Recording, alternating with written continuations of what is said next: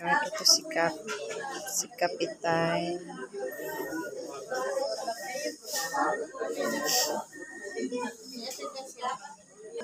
Iti-test yung dugo namin dito sa barangay Maunan para makasiguro kung walang dugo sa walang bulati sa dugo. Yung kumakalat na sakit na lumalaki ang binti, or kung sa babae naman yung dili, sa lalaki naman yung bayag. Yan, dahil sa kagat ng lamok. Oo, dahil sa kagat lang ng lamok. Kaya tinetest ngayon. Yan, bali 2 doktor ang nandito. Bumaba dito. So, salamat sa aming bagong barangay Kapitan Kapting.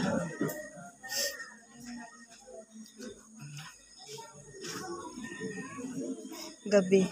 Papapansin niyo madilim gabi kasi sa gabi pala lumalangoy-langoy ang bulati sa dugo.